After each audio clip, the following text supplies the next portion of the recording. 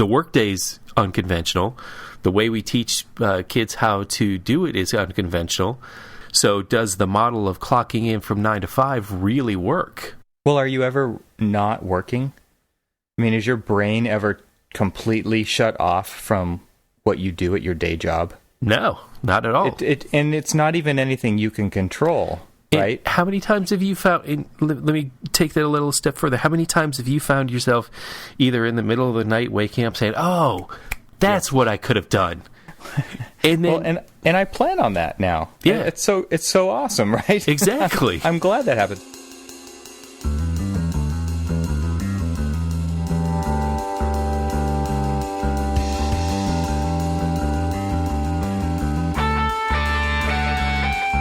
Welcome to the Archispeak podcast. I'm Evan Troxel.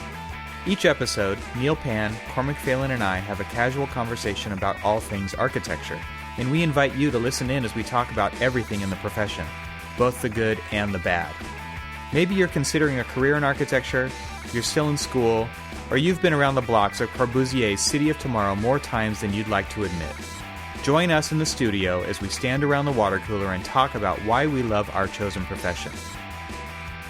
It's time for some Archispeak.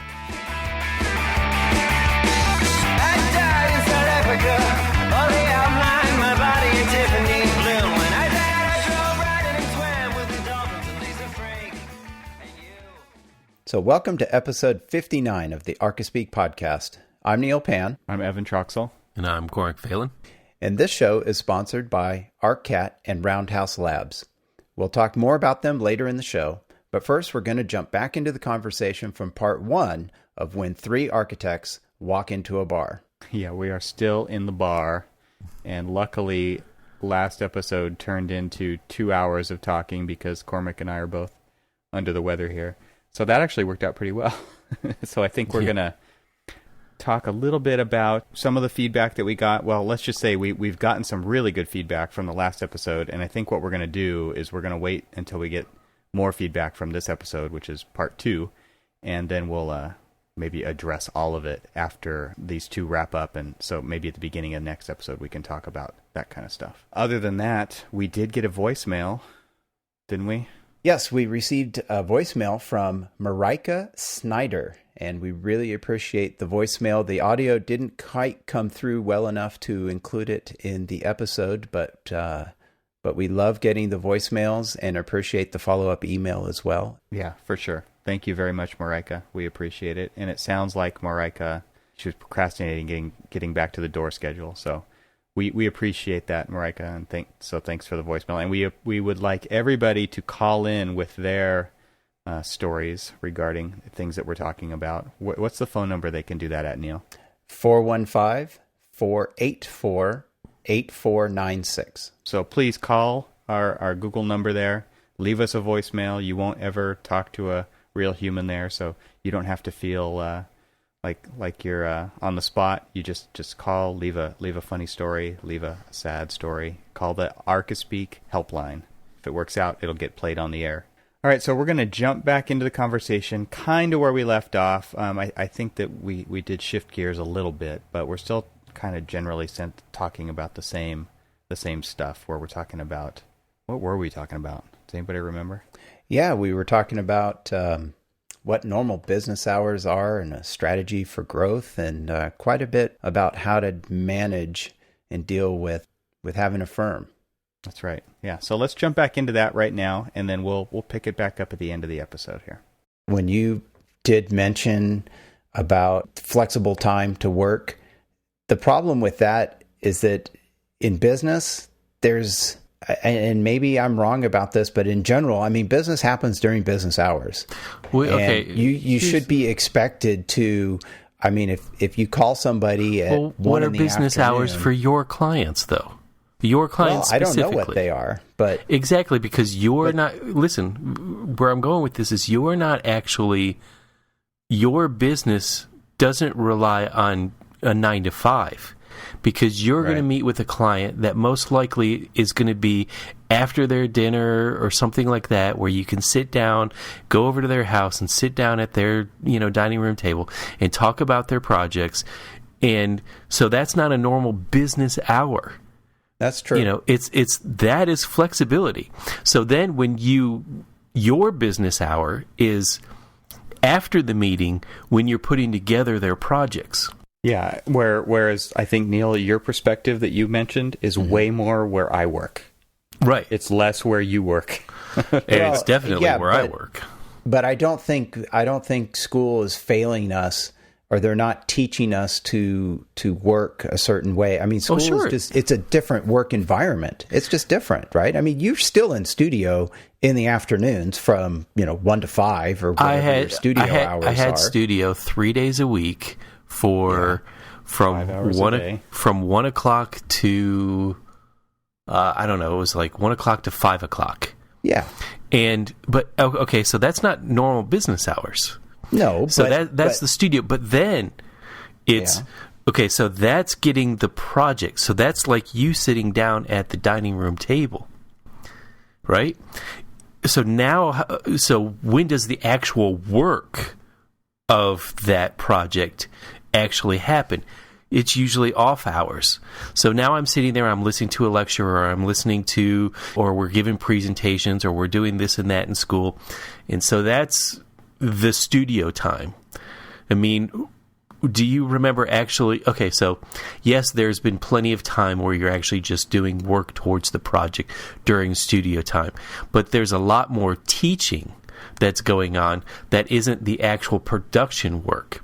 So now now you're having to make up time at other unconventional times to actually do the work for the work you're being directed to do during the time you are saying you should be working. Right? Yeah. I mean, so we're training students to work on projects in a manner that they will never work on if they're going to come into a conventional working environment where it's a 9 to 5, kind of process where you come in and you're expected to be on your creative juices from the moment the caffeine hits to, the time that you clock out and go home. But 9 times out of 10, if I'm like working on a project, I may sit around for a little while and, try to collect some thoughts, or maybe my typical workday is completely different. And I'll just do today, for example. I came in, I responded to emails, I logged in some RFIs, I logged in and reviewed some submittals, I got some RFIs out, and forwarded them on to other people. I answered a few RFIs. I sat down with my boss. We went over a project that we were doing some marketing work for. Then I'm helping out doing some graphics. Then I sat down and talked to another boss about another project and where we're at with the construction documents, getting it ready for permit. And if you think about it, all of these are so many different activities. Like we were talking about in previous shows about distractions and stuff.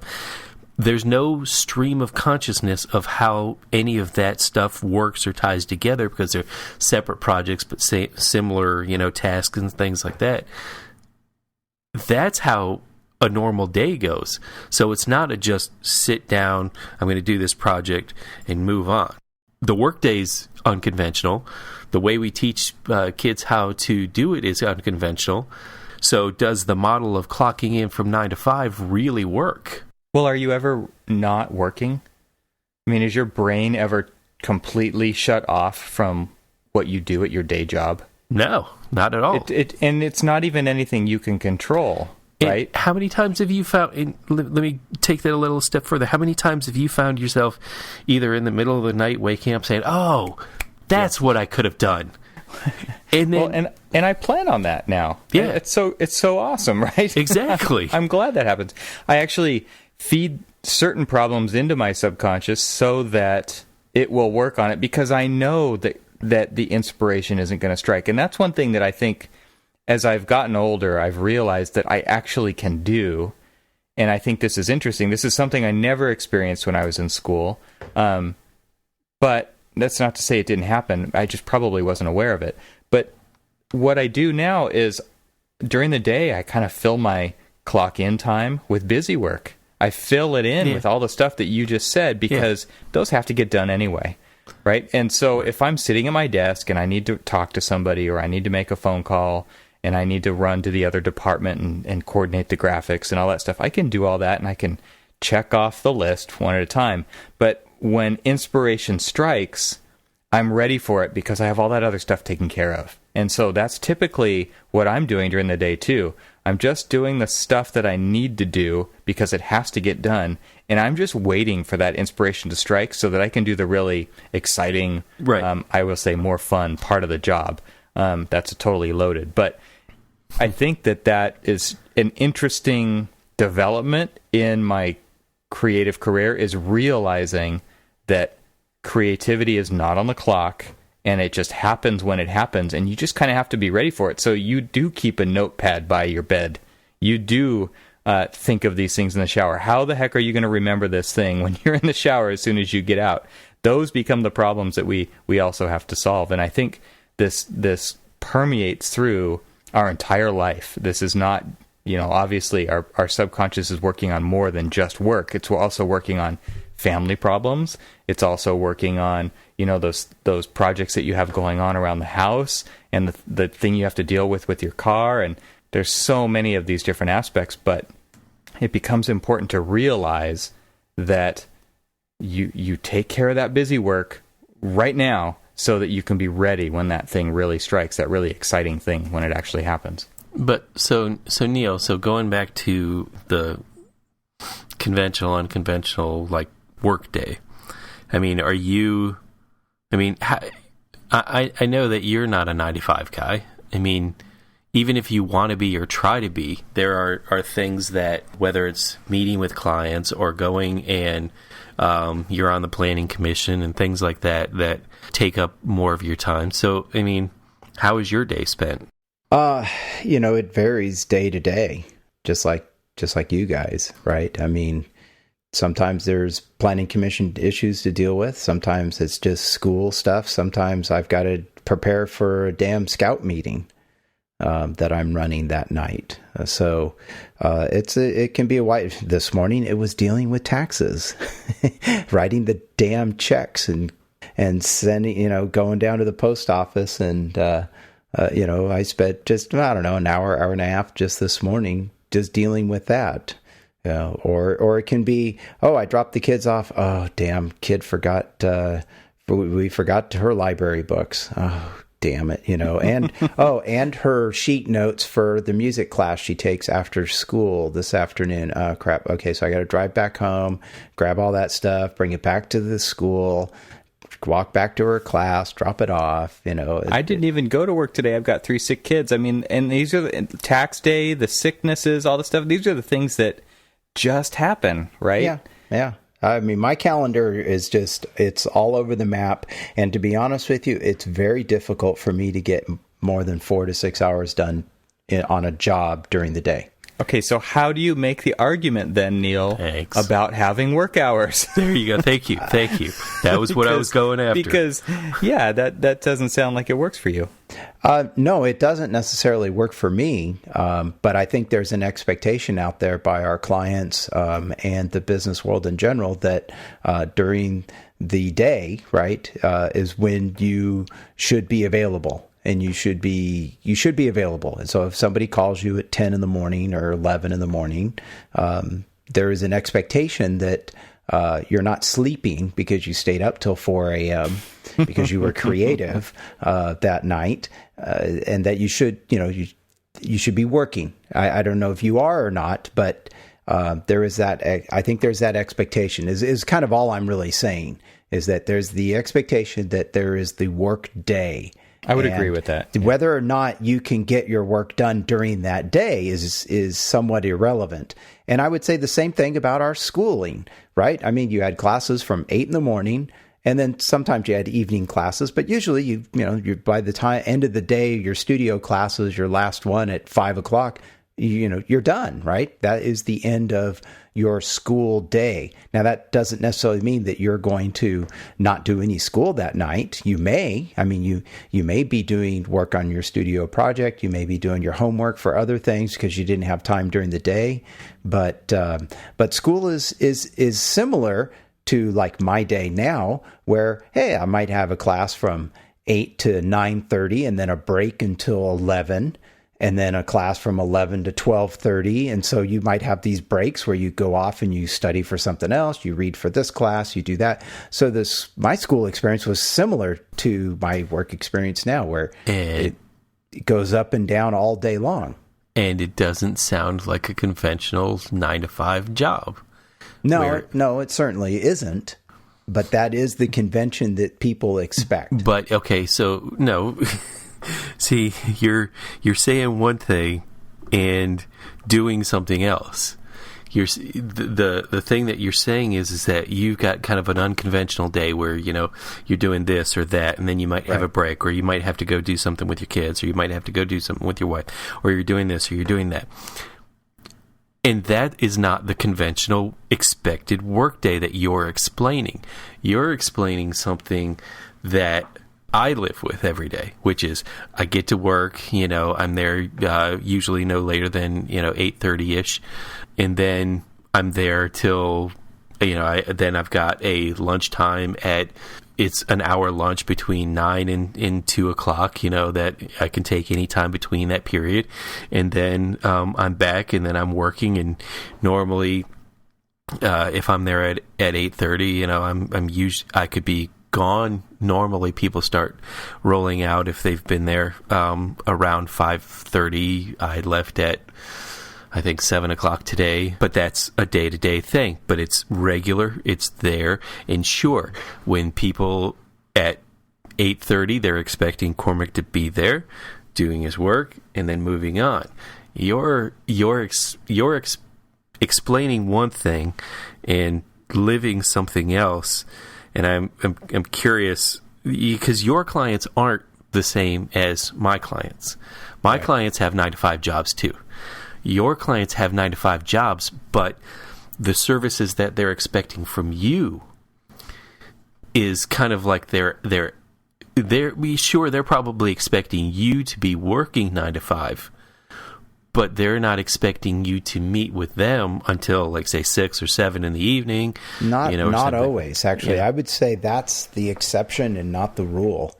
I mostly meet my clients during the day, either at their lunchtime or after I drop the kids off at school. I'll meet them at 9 in the morning, or sometimes late in the afternoon, say like 3:30, 4.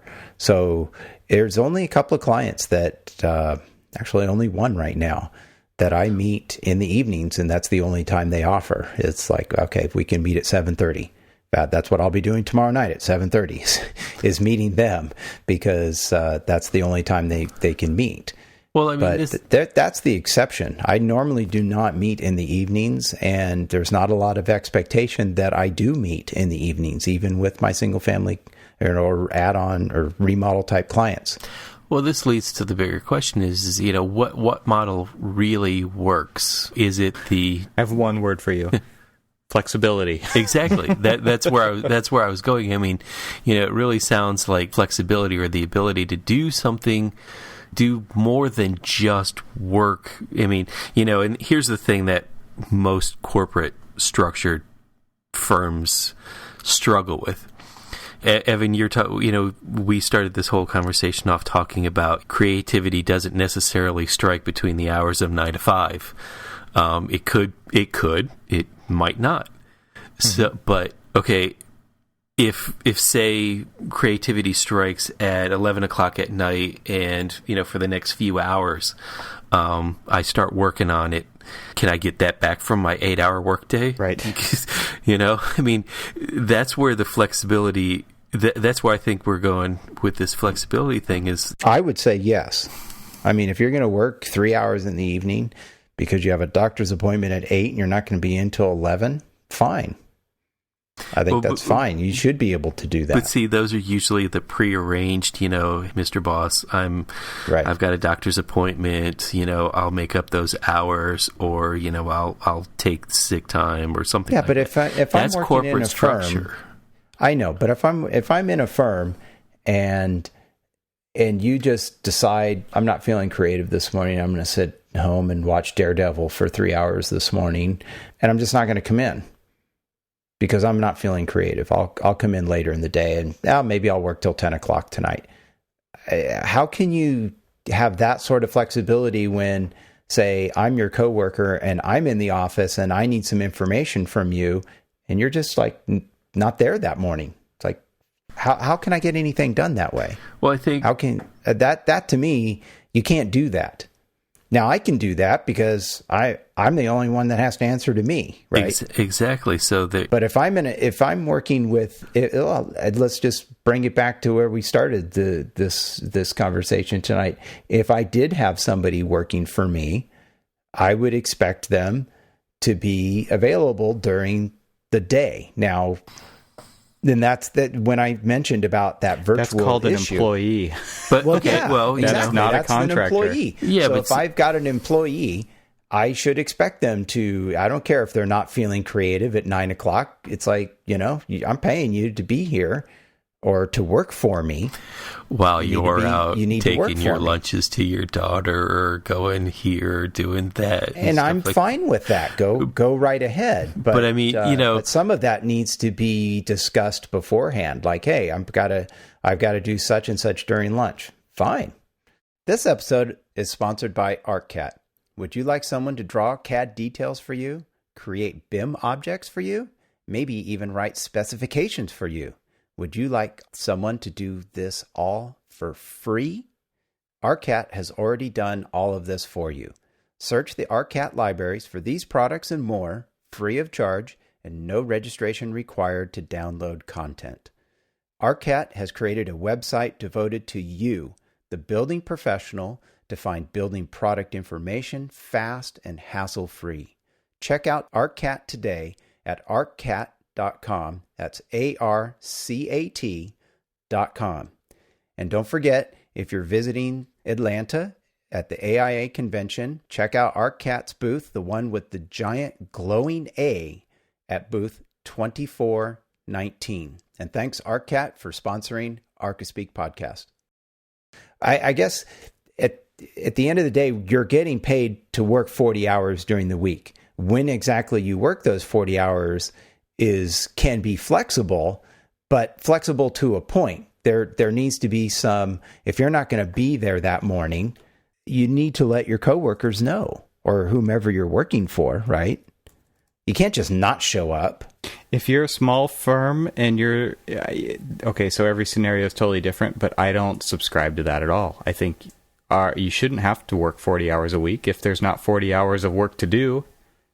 And if there's more than that to do, then, and you're a contractor, you get to decide when you're going to do it, right? So yeah, you can do all-nighters and you can work extra.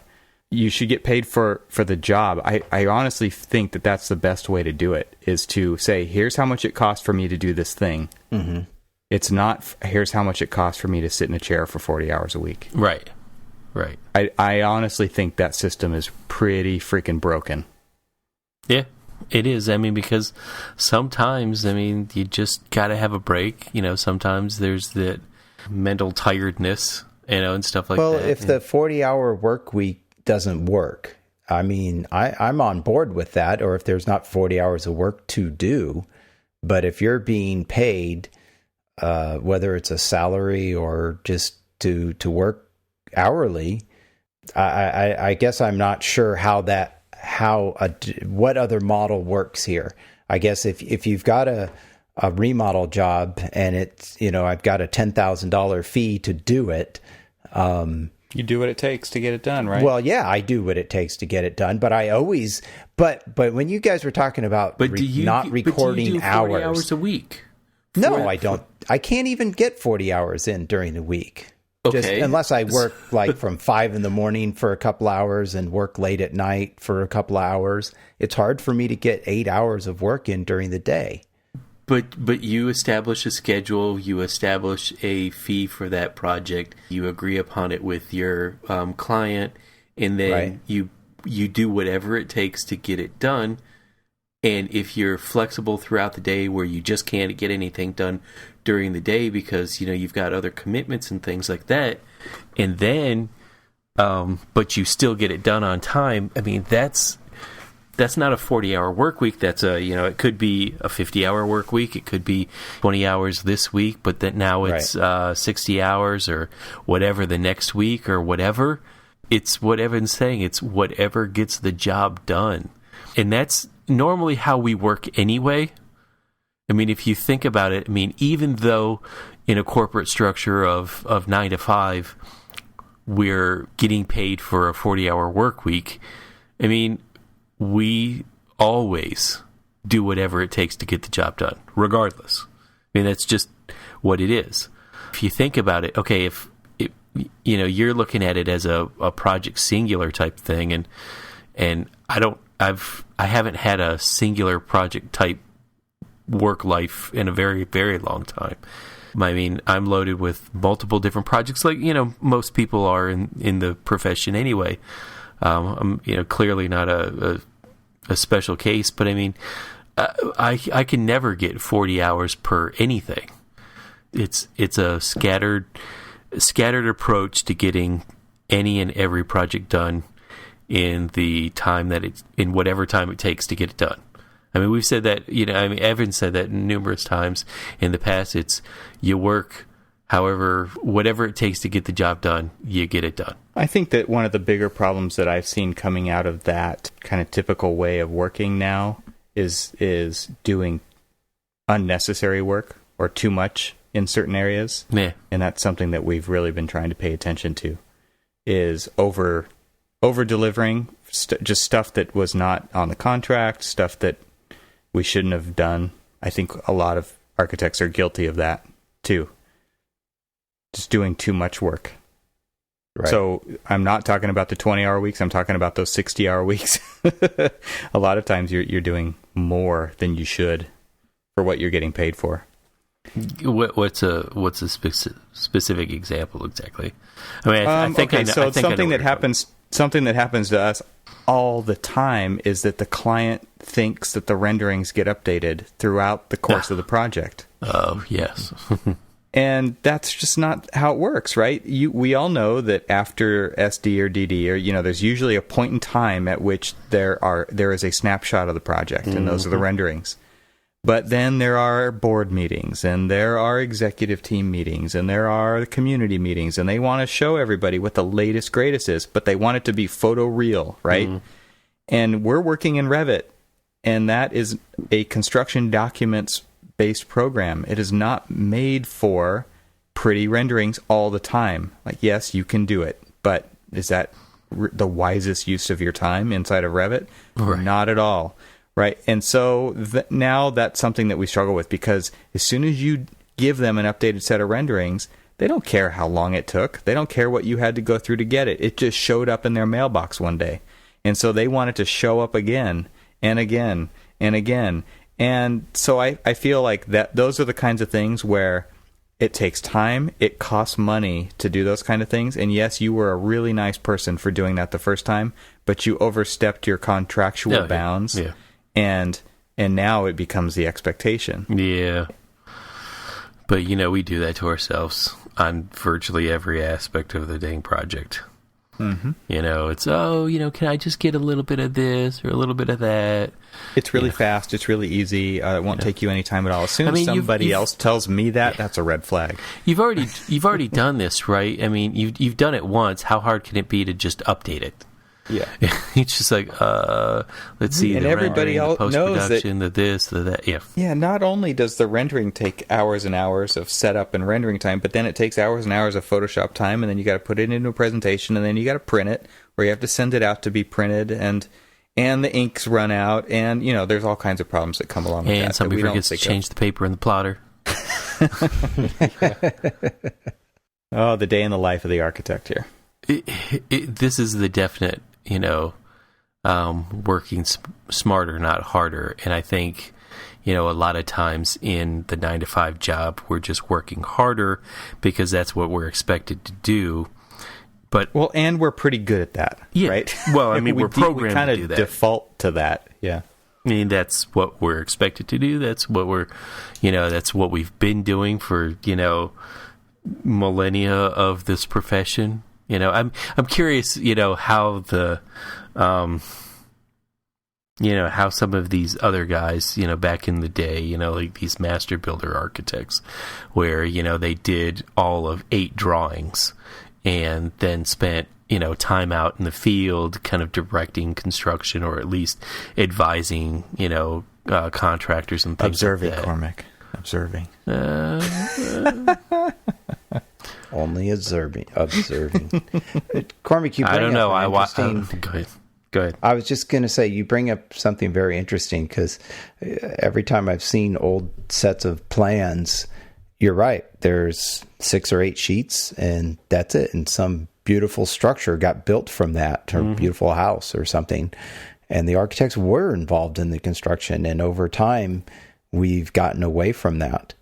And so all we're doing is working harder. I mean, could we redo, now maybe not for your types of jobs, but for my types of jobs, could we cut that back to, oh my God, look at just what BIM, a few sheets? And look then what BIM has done. BIM is done, so now we can see every duct BIM. route. I'm so sick of BIM. Every BIM that. pipe, every conduit, and so now we get to figure all that stuff out instead of we used to be able to rely on the contractor to do that. And that's I'm sick of BIM. Well, we should be sick of lawyers, because that's what happened. Is we're so afraid of the liability of some error somewhere. Everything.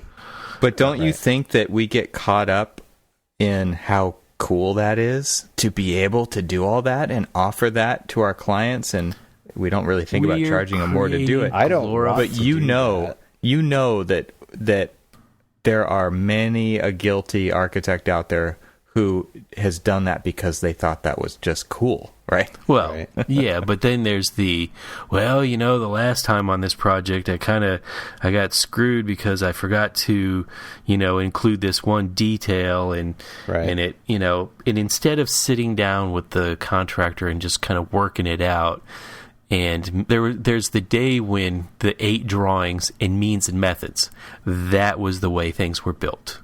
Now we say means and methods, but then they say, yeah, but you didn't show it in the drawings, and so I didn't build it, because it wasn't shown. And you're thinking to yourself, means and methods, but they're like, but this is a contract document, and if it's not shown, I ain't doing it.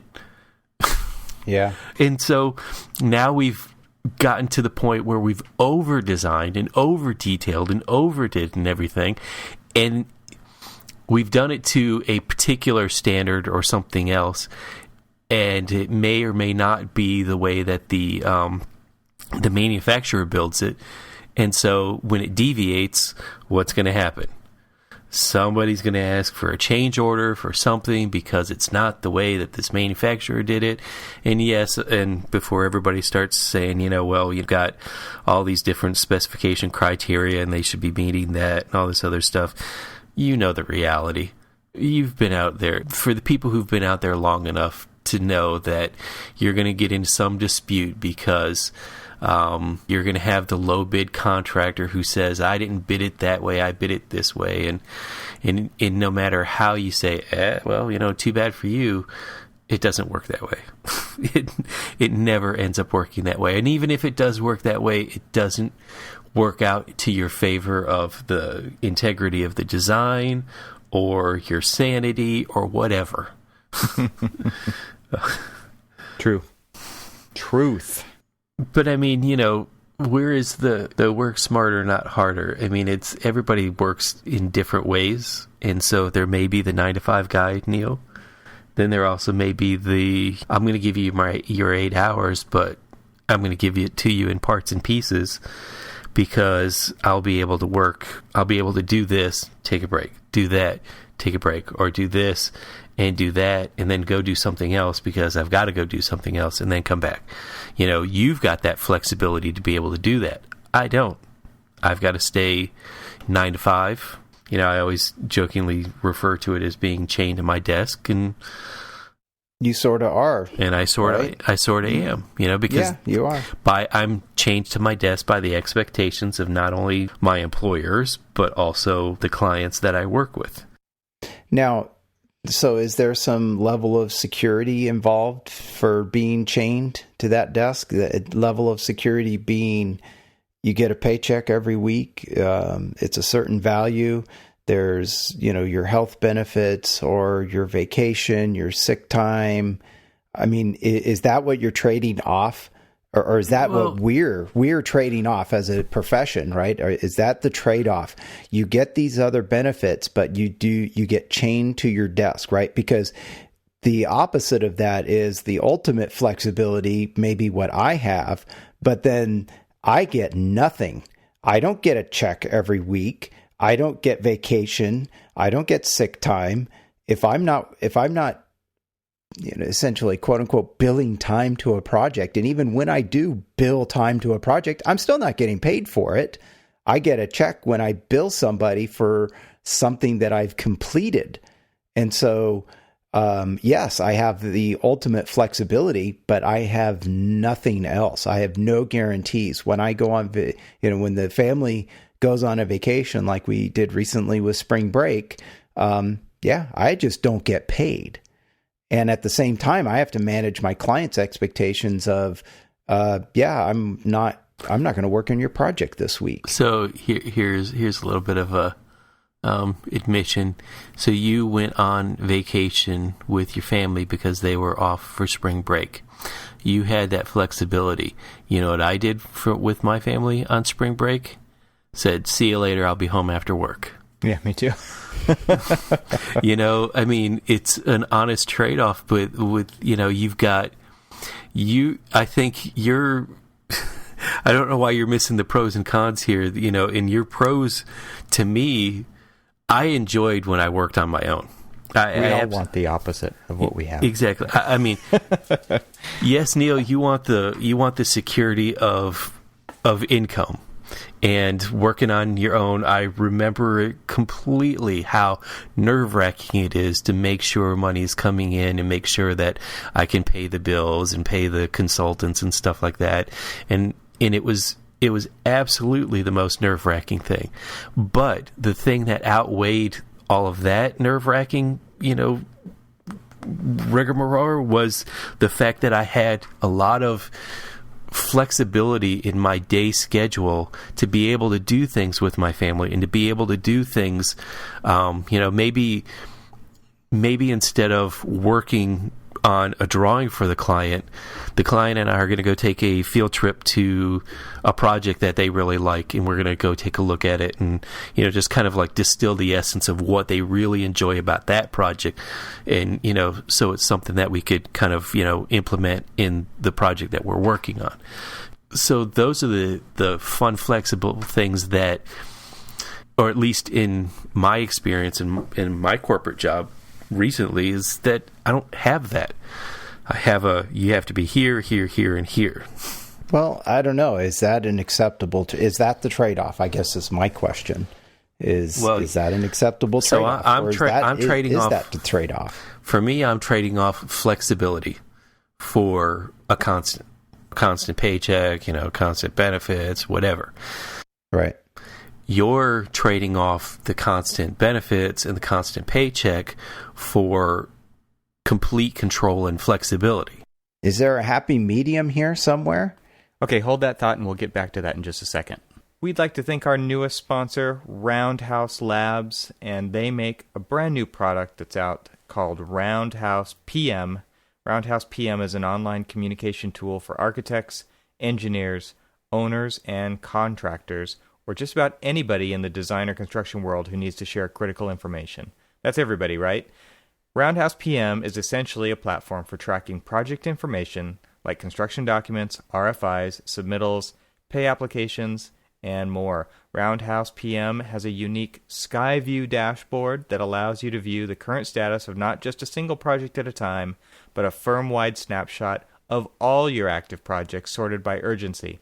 Imagine the time saved by logging into one place to get an overview of how many outstanding RFIs or submittals your entire team has at any given time. Roundhouse PM was developed by industry-leading architects to enhance their own business and profitability, and it was such a success, they've refined it and are offering it to the general AEC market. It's just a great communication management tool because it's amazingly useful on a single project level, at a studio level, or at a firm-wide level. It's such a great communication management tool because it's amazingly useful on a single project level, at a studio level, or at a firm-wide level, and it's very affordable. Go to roundhouselabs.com to learn more about what they're up to, and visit them at the AIA convention in Atlanta at booth 3283.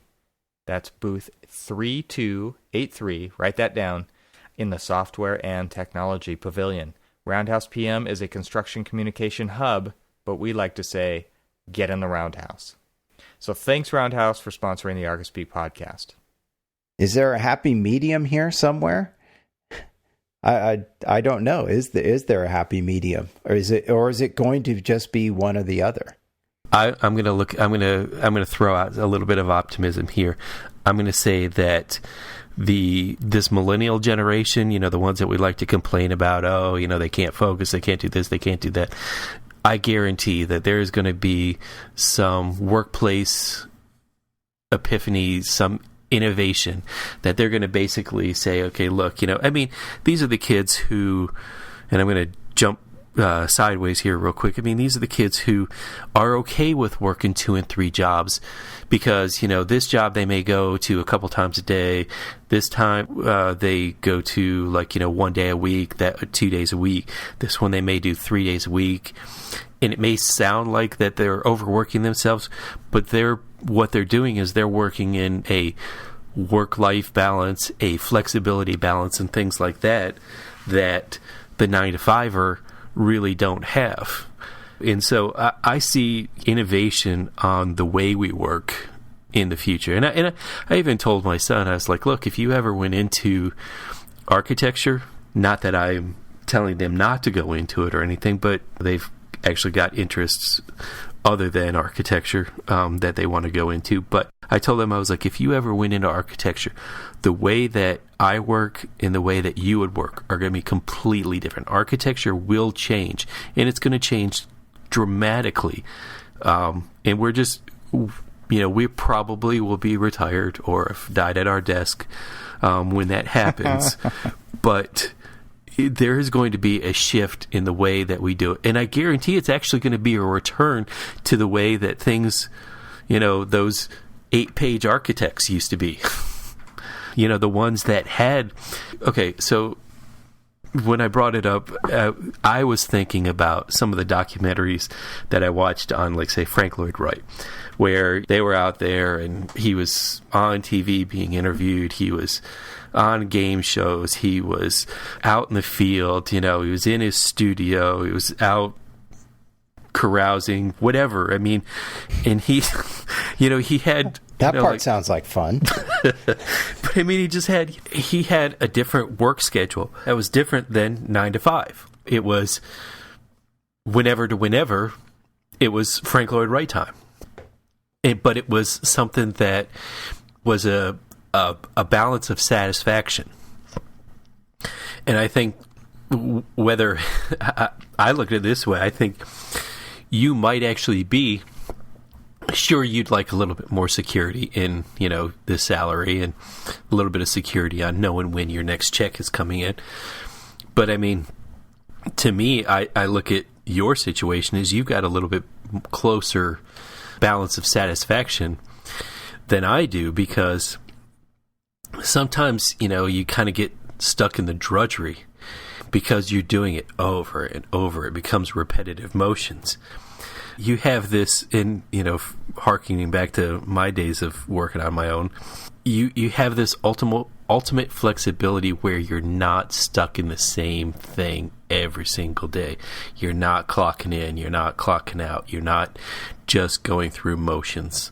And I think that there's going to be an evolution in the way that, not just architecture works, but work in general, that I'm being the optimist guy here, hoping that it really is something that actually works towards the benefit. So there's the payoff is satisfaction. The payoff is, the flexibility and all this other stuff. Those are just, buzzwords for how they work and all this other stuff. But the ultimate goal is personal and professional satisfaction. I think we're already seeing that change.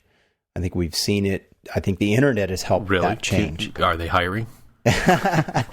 No, but I mean, when you talk about the opportunities that the internet gives us with virtual meetings and all these other things, and working from home and laptops, right? I mean, all of these things. Portability, thank you, is all things that are leading to this change, or that are allowing this change to happen. And I think your comment about the millennials is probably dead on. And it may take a few more years for that to really start to come into play. But architecture will change along with that. All right, we've already seen it. The days of having to be in the office to do either the drafting work, right, because your plans were literally taped to your desk, so you had to be at your desk. And we've shifted that to the computer now. And now with the modern laptops and the portabilities, things with iPads or something, we can do markups and we can do things either in the field or at home. It is allowing that change to happen. Now we just need that mental change of 9 to 5 in the office to change. That's the part that I think that isn't changing yet. And maybe it is somewhere. The demand is going to be so high that if an office doesn't change, there'll be history. Yeah. There's no doubt about it. Because all of the people who don't want it to change aren't going to be around that much longer.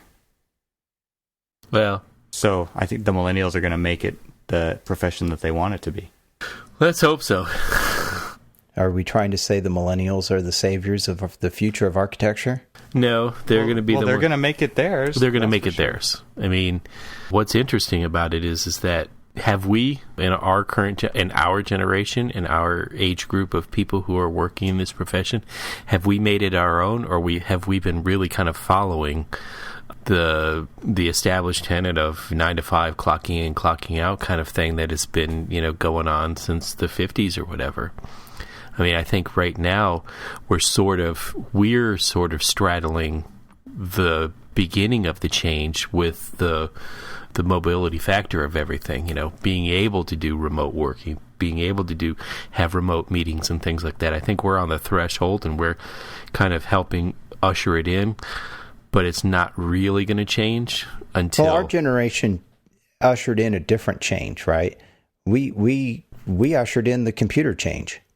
The change to CAD, or at least my generation did, or our generation did, right? I mean, when I started, we were drawing by hand, and we brought that in. Okay. Or it came in at the time that we were moving up in our careers, or moving through the beginning of our careers, is when the computer first started, for me at least. And so that's the change that maybe my generation's bringing in. Yeah, but we had to go through growing pains with the computer because, absolutely, there were growing pains. There still are. And that's the thing is that, I would definitely say we're still well deep into that whole growing pain issue, because I was talking about this with my boss the other day, and he came up in the hand drafting and then the slow transition into that. And then when he was a principal and stuff, that he didn't really have to deal with CAD drafting and stuff like that. He was like, look, when we used to walk around as project managers and stuff in the office, I mean, everybody had their, the drawings that they were working on taped to the desk, and we could actually see the full sheet of exactly what was going on, and we can comment on it and stuff. And right now, everything seems so snapshot. You walk by somebody and they're like zoomed into a corner of a wall or something like that, and you really don't know what's going on with the project. And I think in a way we've lost a little bit, and I don't want to... Because they can't even open a file. Well, yes. Print that for me? Well, right. But that's... Okay, I'm glad you're saying that, because that's kind of where I'm going with this, is that, the computers has actually, in a way, kind of made us work a lot harder for something that we claim to be a lot easier. It's like, oh, well, if I wanted to move that wall, I don't have to redraw it or erase it.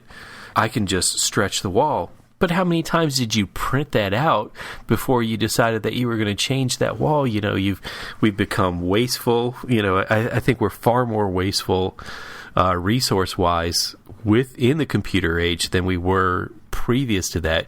Yeah, we were generating paper because we were drawing on it, but if you were good at it, you were only going to draw it once.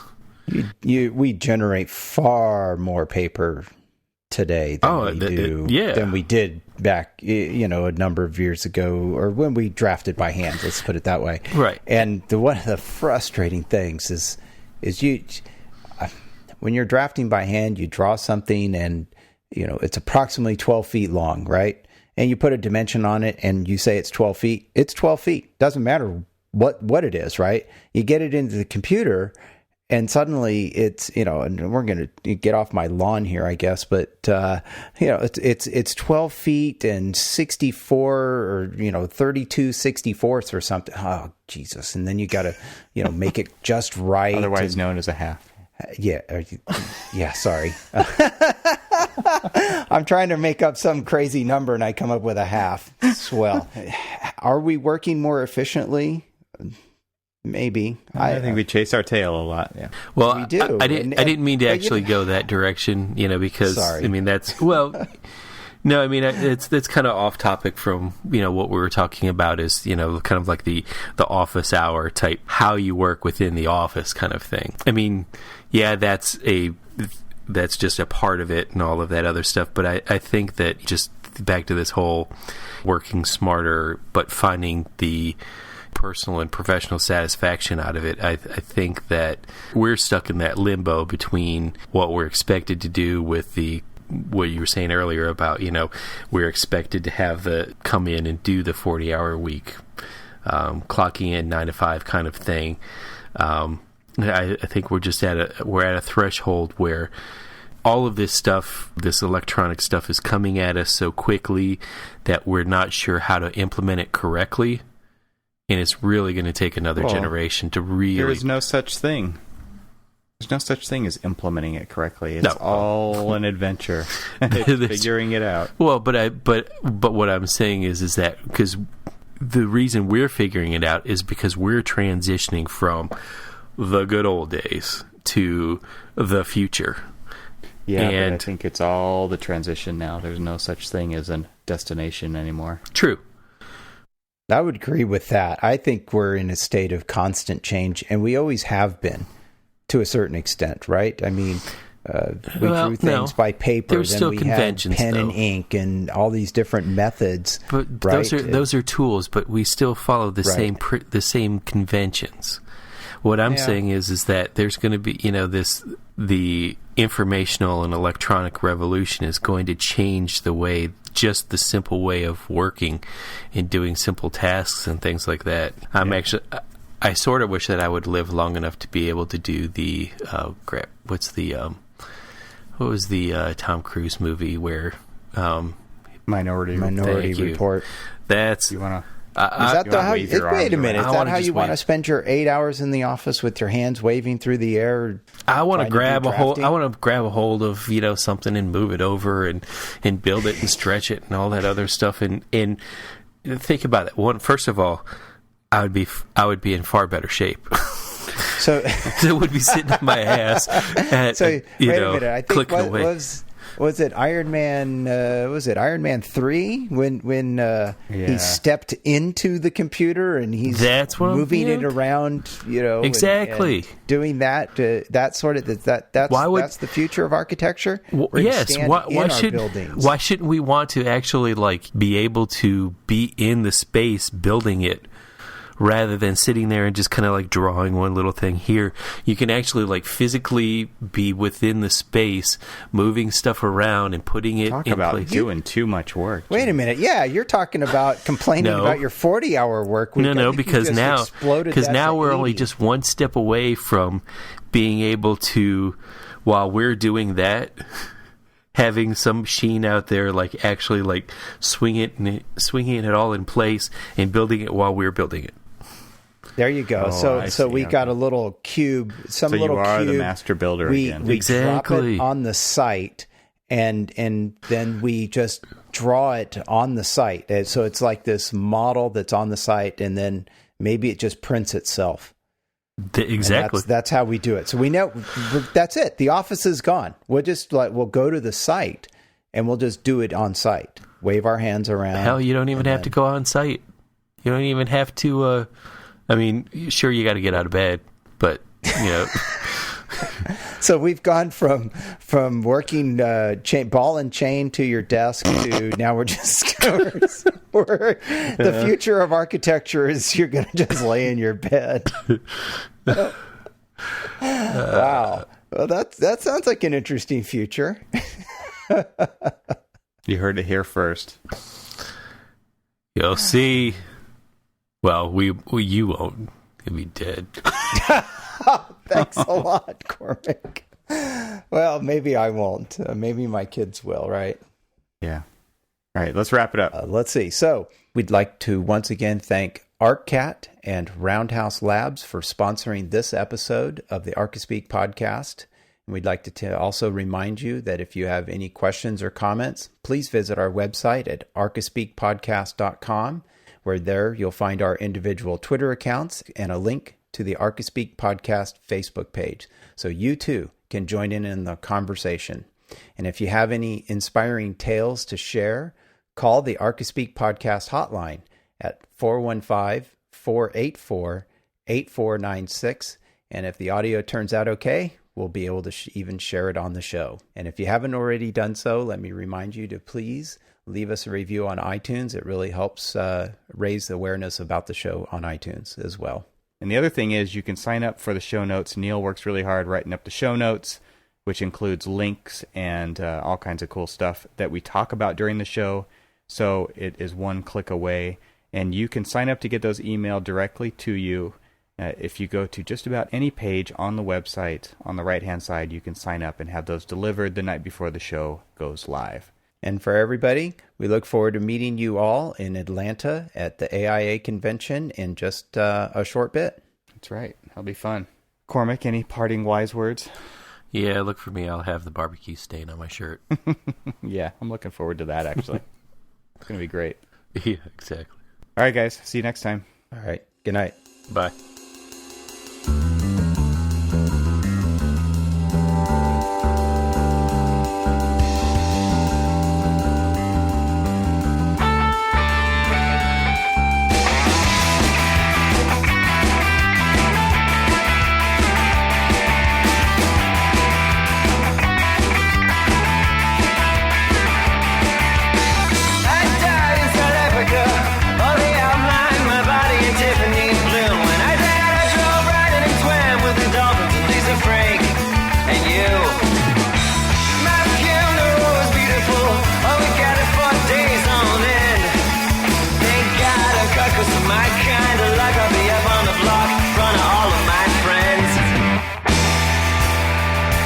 What you get. This is what you get. This is a schedule. This is a set. It's unpredictable as you forget. If you blow, you can bet.